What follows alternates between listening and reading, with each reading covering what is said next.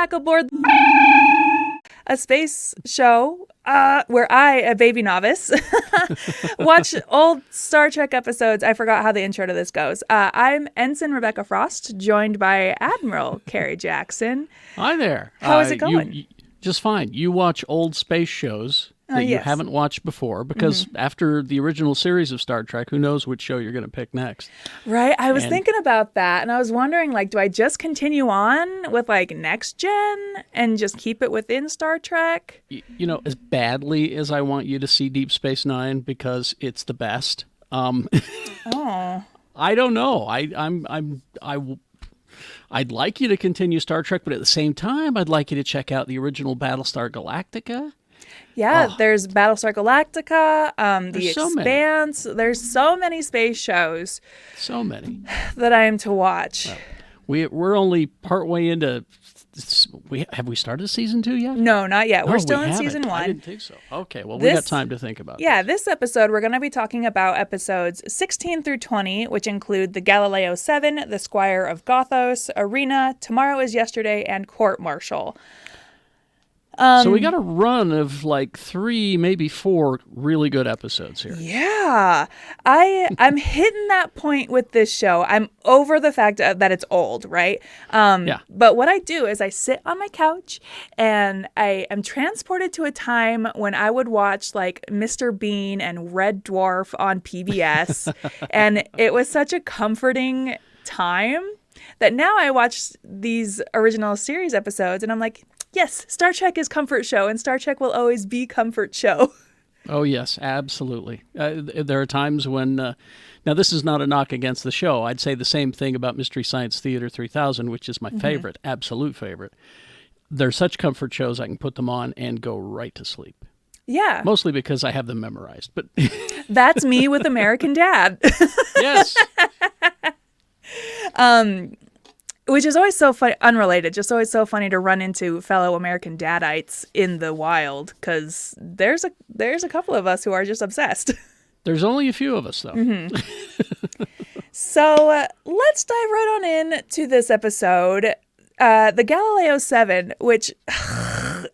here's the thing I'm learning about Star Trek, especially after today's Strange New Worlds episode, is episodes are timeless and will be timeless forever, it seems, because the Galileo, under Spock's command, crash lands on a hostile planet.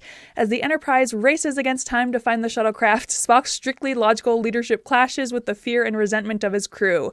Now, right before we started recording, Carrie and I were talking about the Titan submersible, which the Coast Guard has just confirmed imploded. Yeah. But I'm glad we knew that before we recorded, because dang, what a timely scenario. Now, this episode, as bad as the creature costumes are. Yeah. Oh, it's just a Bigfoot suit? Yeah, as bad as the giant spears and everything are. This episode is one of my favorites. As you can see, I have the shuttle. I built this when I was a kid. This is the model ship of the Galileo 7. This is how much of a fan of this episode and Star Trek I am. When I bought my Mini, my Countryman, the guy who sold it to me, Juan, knew I was a big Star Trek fan. And he says, we can customize these things to look like anything. I threw together a couple of things. We could put a Captain America shield on the top. We could do all kinds of things. And I said, well, I want something a little bit more subdued. Yeah. And I brought him this. I brought him the model. And I said, you see these stripes on the side? Let's put that along the bottom of the car. And then let's put the Galileo logo that you can see there on the hood of the car. Does it have the Galileo on it? Oh, yeah, absolutely. I've only seen the back of the car. And I said, let's make the rear view, the windows on the side. Let's make them silver on the front, and let's do what we can. Let's put NCC 1701/7 on the back. Just not overboard. Let's just go really subtle. So the next time you see me out on the road, and you see me in my car, you know that is me, and that is the Galileo 7. That's incredible, because I knew your Mini, like I knew it had the NCC whatever numbers on it, and I just thought, oh, he's just got a white Mini with the Star Trek numbers on it. Look along the bottom. You'll see that red stripe with the yellow Starfleet symbol on it. How on the amazing. Bottom of the car. And then the Galileo on the hood. I had no idea. I've only seen the back of your car. That's so cool. I'm jealous. We'll go for lunch sometime, and I'll drive.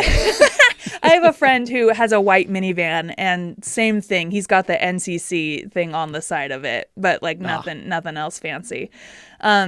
This is the first episode to feature Spock as the main character. Mm-hmm. And this episode has a lot of really good Spock and McCoy interaction. Oh, yeah, absolutely. Because, and it's something I'm learning about McCoy. First of all, I'm supposed to believe this man is 39 years old. He's got some road years on him. That's a lot of mileage. A lot of mileage. On if you'd have lived McCoy mileage, we'd be dead right now. But I think McCoy also has a death wish, and we'll talk about it later when we get to Space Seed. But okay. McCoy seems to be like, he seems to welcome death with open arms and wishes it would come to him soon.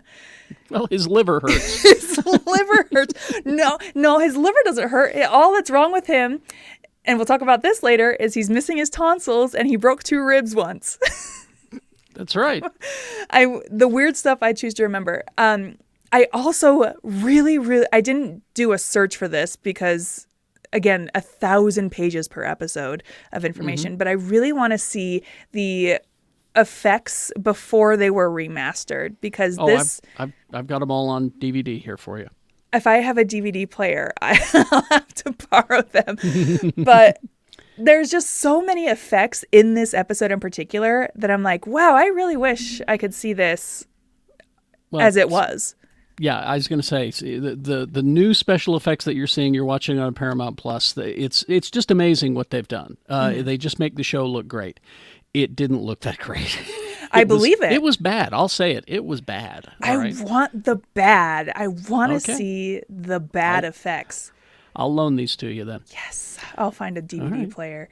They also mentioned New Paris in this episode, which is suffering from a plague in whatever year this is. And as part of the issue with the Galileo being stuck on this planet, as they're trying to determine the best way to get off this planet and back into orbit, they need to lose like 500 pounds. And Spock is like, yeah, that's the equivalent of 3 people. And and one of them, I wish I could remember who it is, maybe Ferris, because Ferris is like, ah! And who could blame him? But he's like, so 3 of us have to stay? And Spock is like, yeah. And I'm just like, Spock, maybe. Oh my God, dang. And there's one of my favorite moments from this episode is when they're about to do the thing. They're about to, after sticks are being thrown at them from off screen, by the way. What a amazing cost saving measure. Oh, yes. We just have a guy. There you go. And then a giant threw that. Yes. Because you see like the back of the giant maybe once. And then as they're working on the ship, the sticks are just coming from behind rocks. And then there's a break where you can tell somebody had to like scurry and get the sticks back and then stand back up and then throw the sticks again. Props only made 2. Literally. But there's a moment right before they're about to do the thing where McCoy, again, waiting for the sweet release of death, tells Spock, like, hey, you ready to die? Or I can't remember the exact line, but he is specifically like, you ready to sentence us to death? Which is what I kind of hope happened on the Titan. I think I'm trying to remember the line, but it's something along the lines of, well, it's the end of your first command, Spock, and we're all going to die, or something like that. I tried to look up the quote, but I'm looking on IMDb. I'm not. There's the website I like to use, Memory Alpha, which is just like a fan wiki. Oh, yeah. Too much. And IMDb, not enough. And IMDb, not enough. That is exactly it. You got to go to a fan site, and I'm hesitant to do that because of all the viruses, so I don't. Oh, who's worried about that in this year of our Lord 2023? I didn't renew my virus protection. Uh-oh. Yeah. When the ship Enterprise finds out that they are okay, Kirk has this look on his face. William Shatner, again, what an actor. I love him. He has this look on his face of like, oh, holy shit, I'm so glad they're okay. But also keep it cool. Don't let them know that you were freaked out about this at all. I don't need that Admiral guy to know that I'm in love. He doesn't need to know that my boyfriend is safe. And then they get back onto the ship, and as the credits roll, they do this thing. There's so much fake laughter I don't know why they chose to end the episode this way, but literally, like, it is so much just like forced fake laughter as they go off into their next adventure. Well, that's Shatner. That's Shatner. But what's great about this episode is that Spock, his gut tells him to do everything logically, make all the logical decisions, and if that means leaving 3 people behind, then so be it. Yeah. But he said that he would probably be one of the 3. But he follows his gut and logic the whole time. They're trying to get out of orbit. They just can't quite make it. Well, they do get out of orbit and have just enough fuel for, I think it was 1 orbit, he said. Mm-hmm. And he's like, just out of nowhere, reaches down, presses the button to release the fuel and ignite it. And it was just going against everything that Spock stands for as far as logic goes. So that was his human half kicking in and going, last resort, and do it. And everybody went, well, that was a good idea. It's too bad it won't work. And that's what Kirk sees is this, streak of ignited fuel, even though the fuel was phasers, which I thought was kind of fun. That was kind of clever. It was a nice storytelling gimmick because the phasers are the only thing protecting them. Well, what happens if you have to drain your phaser? You have I didn't know there was a limit on how much phaser you could use. Yeah, I always thought that they were, they'd last forever, I always thought. It's that Family Guy quote from Blue Harvest of what are we paying by the laser? And then at the end, right before all the fake laughter, is when they're all bullying Spock about this particular choice because Kirk says, so you admit that was an act purely out of desperation, which is a very human emotion. And Spock goes, yeah, I guess I did. And Kirk says, you're not going to admit for the first time in your life you committed a purely human emotional act. And Spock is like, nope. And Kirk says, you're stubborn. And Spock goes, yep. And then they kiss. And then they all have a very happy fake laughter ending. This is an episode that I recommend to people hesitantly, because of the creatures and that whole thing. But if you look at just the storytelling, it's great because the bickering, everybody turning against Spock, it is his first command. He's never desired command. It's just something that was kind of thrust upon him. But, we're human, so we think that he must be the same and want his command. And, there's just so much going on, character dynamics there. And we learn a little bit more about Spock in this. But like you said, we learn more about McCoy, I think. Yeah. Well, and this is a good episode to recommend, too, if you have people who are like, well, I don't know about William Shatner, because he's barely there, right? Yeah. He shows up to be yelled at by the guy who says, you've got 48 hours, Kirk, to get it because we got to get to New Paris. And oh, yeah, this guy. I was like, what? He is quite an so outfit he had too. Yeah, that burlap sack. And Kirk's like, I'm dedicated to my ship, and this guy's like, I'm dedicated to my mission. So figure it out. And luckily, that's what I also love about Star Trek is there's going to be a happy ending. I think at the end of most episodes, which is watching Strange New Worlds today. I was like, I know this is going to have a happy ending, but oh my God, I'm so stressed. I got to watch it today. Oh, you're going to cry. Oh, good. This next episode, The Squire of Gothos. You didn't like this one? No, I barely have any notes. No, Trelane is like one of the original series. Let me show you how beloved Trelane is. Please tell me you have a figure. I have an action figure. Oh my God. I have 2, actually. I need to dig out figures? See, here's this one. And you see he's got his painting there next to him. Yeah. But I've also got a 9-inch Barbie-like Squire of Gothos, which I call my Liberace doll. But no, Trelane is one of the well remembered and beloved characters in the original series. Because he is technically the first Q that we meet. Oh, that comes later. I do like Q in like books and stuff, but Trelane was like one of the first Q that we ever meet. Interesting. This and the actor is just so over the top. He's clearly a stage actor. The one bit of trivia I have for this episode, because some of these episodes I've got to like really dig through to find something interesting to talk about. Mm-hmm. And so William Campbell, the man who played for Trelane, said that the role was really written for Roddy McDowall. Ooh, I can see that. Ooh. The reason why it was eventually decided not to use him was that it was feared that the mannerisms of the character combined with McDowell's look would make the character appear gay. Campbell was chosen because his supposedly huskier look and build would offset the foppish mannerisms of the character. Well, sorry. Mission not accomplished. Yeah, so the result is, let's see. However, he is not noticeably huskier than McDowell. In fact, Campbell's higher-pitched voice and greater penchant for theatricality are more likely to appear gay than McDowell's. The result is that Trelane's over-the-top manner is, possibly deliberately, somewhat camp. I love using camp as a description for anything. Very much. I would call that performance very much camp. Yeah, this I have, in order to remind me what the episodes are about, I always have, this one's the blank episode. So like the Galileo 7 is the Timely Titan episode. Yes. The Squire of Gothos I have is the Murder Mystery Escape Room episode, because definitely escape room. Yeah. they get locked in and I'm like, are they in an escape room? I love escape rooms. Let's do this. I could get us out of there in no time.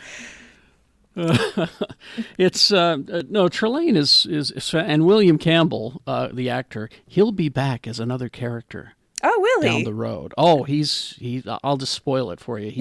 He shows up as a Klingon later. Oh, and he's a good Klingon, and then he takes that character and plays that same character on Deep Space Nine later. Oh, 3 of the classic series Klingons that you're going to meet: Kang, Kodos, and Koloth. Those are not the Simpsons aliens? That's where the Simpsons took their names from. Okay. But the three will show up on a glorious Deep Space Nine episode because, Jadzia's former host used to hang out with Klingons and their old friends, Curzon. And, so the first time, he says, Curzon, my old friend, and gives Dax a big hug. And she goes, I'm Jadzia now. And he goes, Jadzia, my new old friend. And it's just such a beautiful. I know, it's just such a beautiful moment. Even if a Klingon can handle it, certainly some of you rednecks can handle it. Anyway. So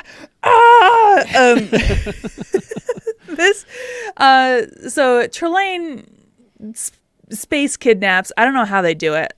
What's so funny is this is not the first time Kirk has mysteriously vanished off the bridge, and he vanishes, and you hear a lets out this scream of like, I have never seen this before. Bless you, Nichelle Nichols. God bless her.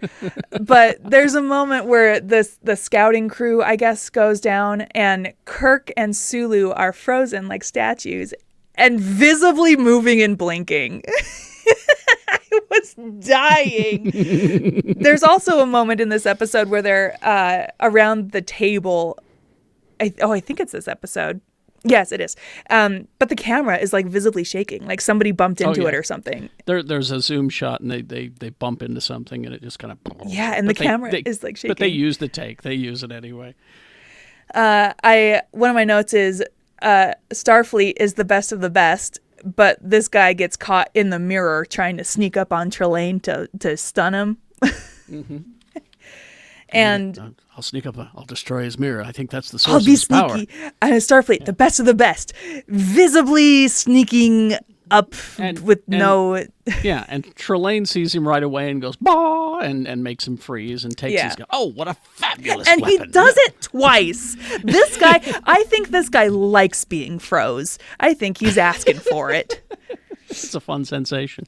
Another theme that I have decided is one of the core themes of the show is women, because Trelane sees women and is like, what is this? The fairer sex, Oh, Nubian queen. Yes, my Nubian girls. Oh, yeah. Clearly, and as they point out in the show, he clearly has been watching the planet. The explanation being that the tapes or whatever it is that he's watching, the visuals that he's seeing, take a long time to travel through space. He's been observing Earth, but from his position from where Earth is 900 light years away. And so he's seeing Earth as it was 900 years ago, which I thought was a very clever explanation for the whole thing.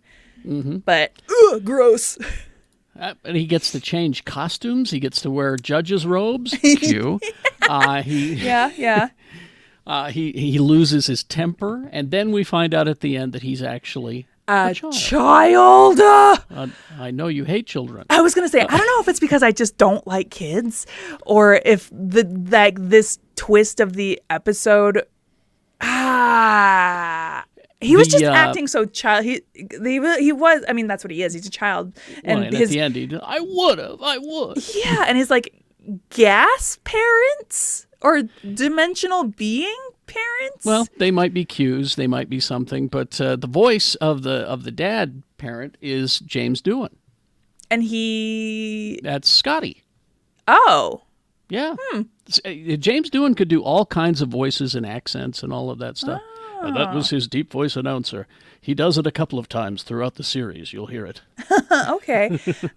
Spock has a line in this episode that I super love, where Trelane is like, "What's your deal? Why don't you like me?" And Spock says, "I object to you. I object to intellect without discipline. I object to power without constructive purpose." What a line. Amen. So good. Today's GOP right away. Again, everything is so timely. And to close out this episode, when Kirk is talking about flirting, and he tells Spock about pranks, and how one of the pranks in the future is dipping hair in inkwells. Oh, yeah, that was brought up. Yeah. Again, dipping little girl's hair in inkwells. The future stops at 1960. Again, yes. Just incredible stuff. Now, let's move on to probably one of the cornerstone episodes, Arena. For bringing hostility into their solar system, a superior alien race brings Captain Kirk into mortal combat against the reptilian captain of an alien ship he was pursuing. Now, for the YouTube, again, this is what we had originally for the his Gorn. Slutty little outfit. Him and his hot, nightclub Studio his 54 jumper outfit. It's giving me real big, Kurt Russell in Overboard, where he does that thing with his tank top. Now, this is a recreation. This isn't an original Mego figure because they sculpt the head to look like the Gorn mask. It was originally just the lizard figure from the Spider-Man collection. That's what this was. Really? And they didn't even have a TV show accurate outfit on him. They had a completely different one. But so this was a bad figure for the time. This one, however, we got a little bit later, and it's a much better Gorn figure. God, I just love the outfit. That's all I can focus on.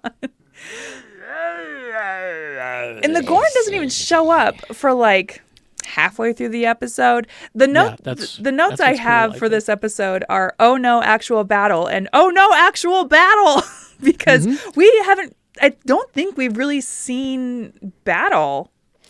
Well, at the beginning of this episode, it's in the first 10, 15 minutes where they beam down to the Kestis 3. Kestis 3, and it's been destroyed. Mm-hmm. They find out they've been tricked.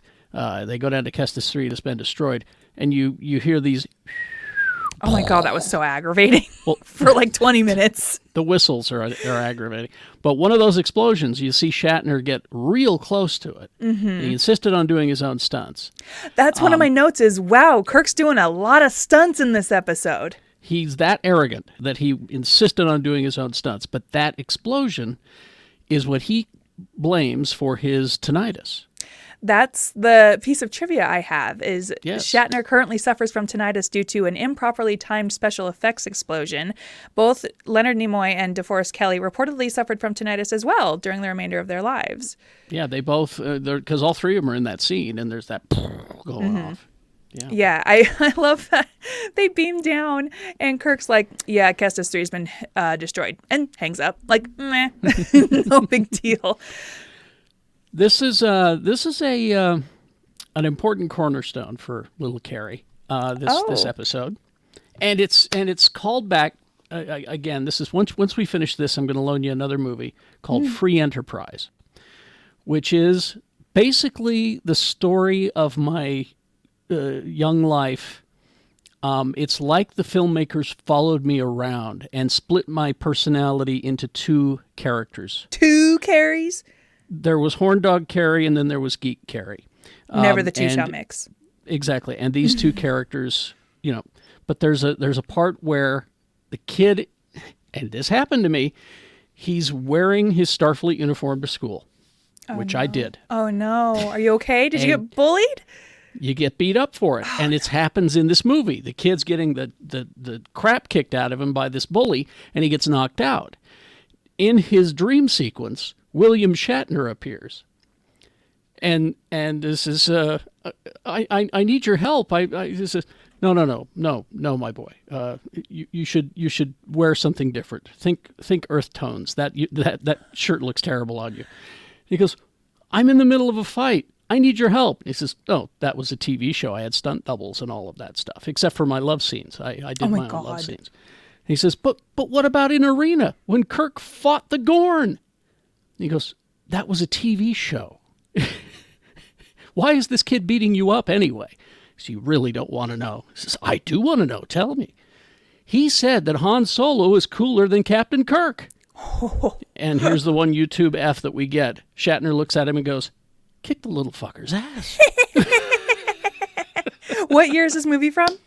90s sometime.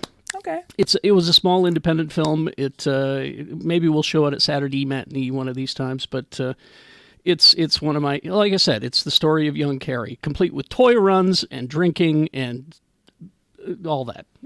I had lines in this movie. I'm watching this, and I'm like, yes, my ex-girlfriend said that to me.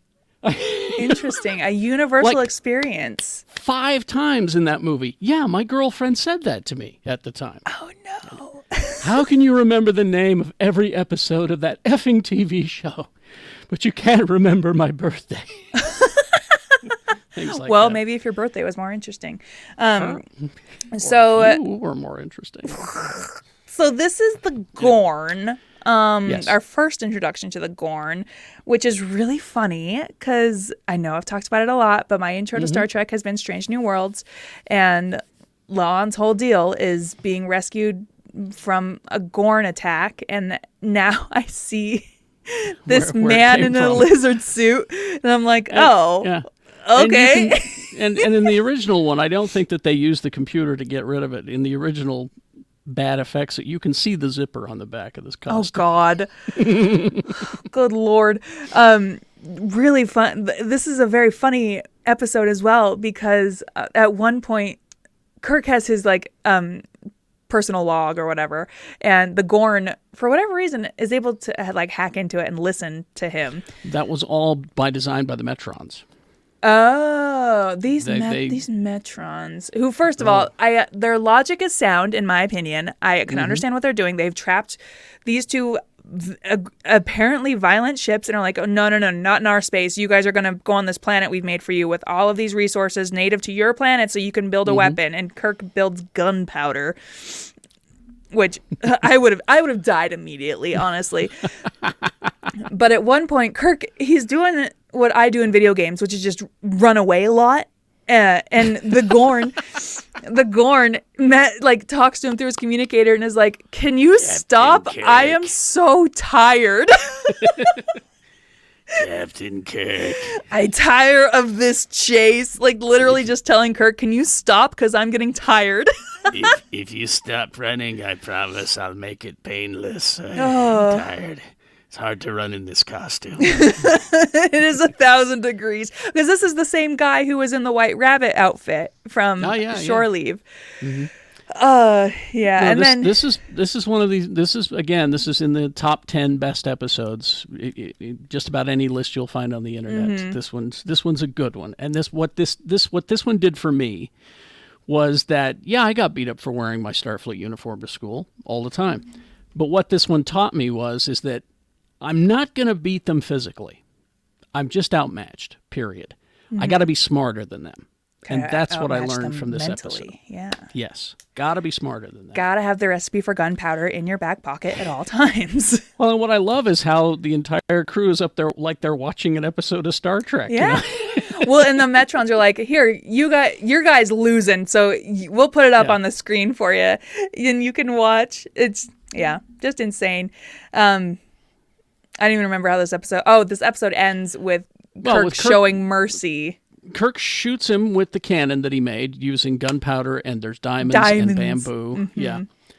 And he shoots a diamond into the, Gorn's head or body or somewhere. I don't know. We don't ever see blood. It knocks him down. And then he gets the Gorn's, it's like a knife, but it was a rock, a sharp rock. Yeah. And he thinks about, do I do it on his neck? How do I, maybe in his eye? I don't know where to. And then he stops and he looks at it and he goes, No, I won't kill you. He throws the knife away. Maybe you felt like you had to protect your people. I don't know. Which is funny because they're talking about that on the ship too, where they're like, "Hey, we were probably in the wrong here." And Kirk, I like that Kirk also pieces that together. And then he yells at the sky, "No, I won't kill him!" And that's when the Metron shows up, who's dressed like the Angel Moroni, late for a toga party. And he says, your species shows promise. All right, okay. We'll contact you in about 1,000,000 years when you've evolved. Dios mío. And that's okay. All right. You listen to the podcast, The Pod Directive, right? Yes. So their very first episode, they had Ben Stiller on. And Ben Stiller has the Gorn head in his collection because he's just such a huge Star Trek fan. I think that's so fascinating. As a matter of fact, the name of his production company, Red Hour, is going to be referenced in an upcoming episode. I have that in my notes. Yes, you do. But the next episode, Tomorrow is Yesterday. The Enterprise is thrown back in time to 1960s Earth. I got to tell you, I loved this episode. You did? Oh, I did. I loved it. This is the one I call the stock footage episode, but yeah. Oh yeah. Yeah. Stock footage of a jet. Let's use it. Yeah. I love this episode because Spock knows better than to mess with time. They are very much like kill the witnesses, we cannot be known. They give him, so they beam up so they're trying to escape from like a black hole, right? And so they've like got all their warp 8. This is the first time that they've time traveled. You are correct. And they get slingshotted to Earth in the 60s, and this Air Force pilot sees them, and they're like, "Oh no!" and beam him aboard. And he's when like, they do that because of the power of the tractor beam, it destroys his plane. Oh yeah. And they're like, "Well, okay, whoopsies." And they're like, "Oh, sorry, dog. Like we can't. Sorry, man." They give him a Starfleet uniform, and he looks just like everybody else. I can't tell him apart. Which was a mistake. And also, why? There's this weird, not even a B plot, where the computer is broken and keeps calling Kirk dear. And this guy is like, "Are you telling me that computers in the future are horny?" And Kirk's like, no. This is unusual. I don't know what to tell you. His explanation is that we just had maintenance done, and it was done on a planet of nothing but women. And the women programmed the computer this way. and calling him dear and all that. Dios mío. I just want that episode of Kirk on a Planet of Women, but that's another story. No, not allowed. No. That wouldn't, not allowed. When they're trying to decide what to do with this guy, John Christopher, they're looking through the history books or whatever and come up with no relevant contribution by John Christopher. What a burn. Can you imagine here? People come to visit you from the future and they say, oh, no. When later they determine that his son does the first manned mission to Saturn or something. Yeah, and it's very informative in the creation of Starfleet or the space program at the time, which leads to Starfleet. But it's funny that they didn't run the whole timeline, because any good Mormon would have done that. Not just it's your sons and your sons' sons and all of that. It's a fun little episode because it plays with, for the time, UFOs were a big thing for the time, and that's kind of the plot of this show, is that it's a UFO. I got a good look at it. Are you little spaceman? And then Spock shows up and goes, yes. It's just it's a fun little episode, and I love it when Kirk gets captured.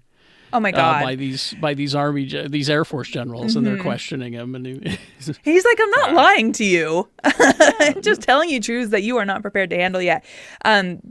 A lot of karate chopping and wrestling moves in this episode, and Kirk is sassy, and I like it when Kirk is sassy. I think I like it when anybody is sassy, but when Kirk is sassy, I quite enjoyed it. But they managed to go back in time just fast enough so right when the ship gets destroyed, they manage to not only beam him back onto the ship, but pull away just in time so that they don't destroy his airplane. And he has no memory of anything that's happened. The science at the end of this episode, I could not grasp. Their whole explanation for how they were going back to the future and also getting him back. My little doy girl brain, I just kind of turned it off and was like, okay, it worked out. Yay. Well, I would say you watch it again, because they do try to explain it there at the end, because they're explaining it to him. Sure, but he's a man. He can probably understand it. He's essentially a chimp from this time, so we need to explain it to him. Could you imagine? Could you imagine? Okay, first of all, living in the year 22 whatever, and then getting stuck in 1960s Earth. How primitive. Just rocks for tools, essentially. When they said, we can't send you back, I would have been fine. Okay. That's fine. I'm one of those people who, if I was given the gift of immortality, I would take it in a heartbeat. And so if I was suddenly transported to the Starship Enterprise with the option to go to the future, take me. I will go. Yeah. Sorry, Earth and everyone I love here, but I'm not passing up this opportunity. I know I have a wife and kid, but I'll go. Nah. This episode, Kirk says that the first moonshot was in the late 1960s. This was the first prediction of the correct decade of this accomplishment in a major science fiction work. Previous motion pictures and television series put the first lunar mission sometime in the 1970s at the earliest. So, USA, USA, USA. And then the last episode of this episode that we're going to talk about, Court Martial. Kirk draws a court martial in the negligent death of a crewman. This episode I also really enjoyed. I'm learning that I like the court-martial episodes of Star Trek. You like the courtroom dramas, huh? Yeah, I didn't think I would.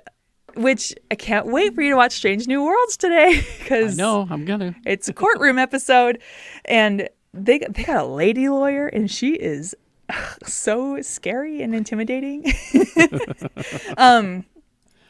So Kirk accidentally gets a guy killed. Or does he? This whole episode is finding out, should he be held responsible for this man's death?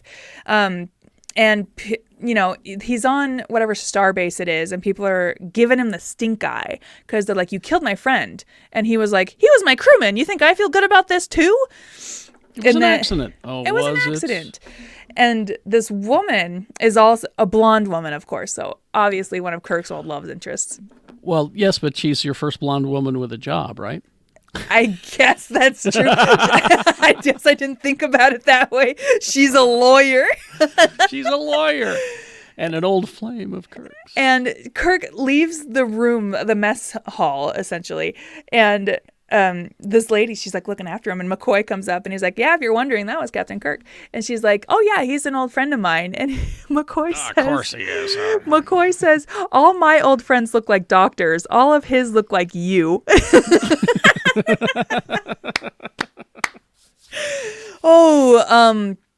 Kirk appears pretty cavalier about this the whole time. I don't know if that's just like arrogance. No, it's because he's convinced that he didn't do the wrong thing. He didn't make the mistake. He in his mind it was, I waited for the proper time and then I hit the button and I did my thing right.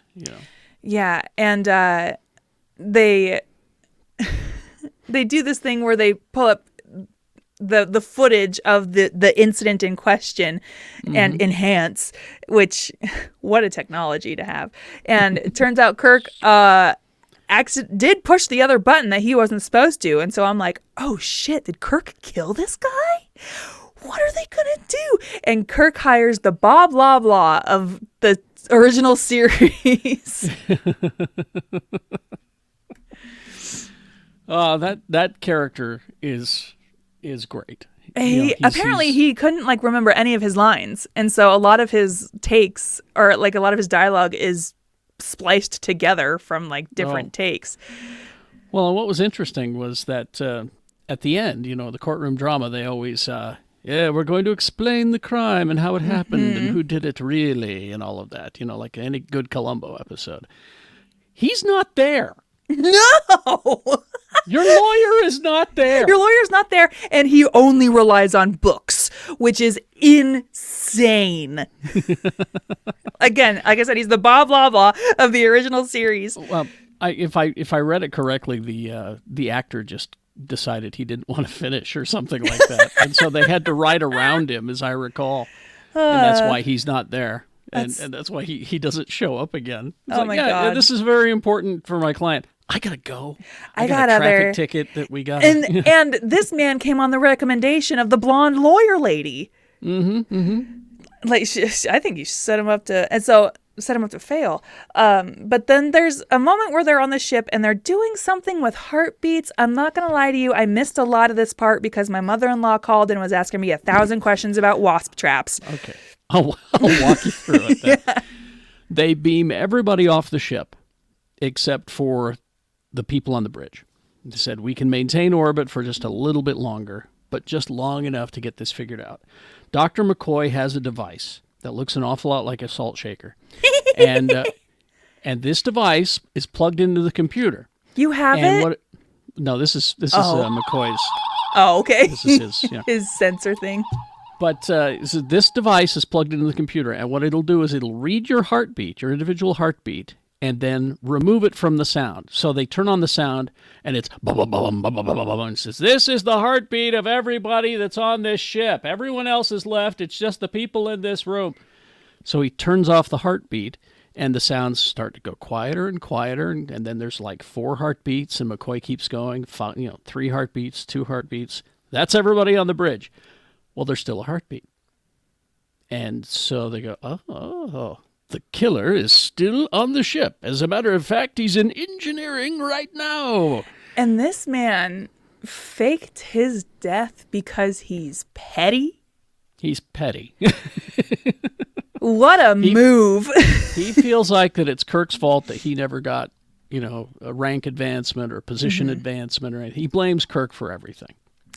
Not very Starfleet of him. No. Well, we're humans, so... Too full of emotions. But anyway, so Kirk is cleared, and we never see his lawyer again. But the only bit of trivia I have for this episode, this marks the only appearance of the female Starfleet dress uniform during the original series, because the lady lawyer wears, her, yeah. Which again, I'm sorry, I'm gonna keep talking about Strange New Worlds, but in this court episode of this week's Strange New Worlds, I think this is the first court room episode of Strange New Worlds too. So it was Yeah. fun to see everyone's outfits. I can't wait to see them now. Well, that does it for this episode. Thank you, Carrie, for joining me once again. Tune in next time. We will be discussing episodes 21 through 25. We continue going where no man has gone before, but a lot of people have gone before.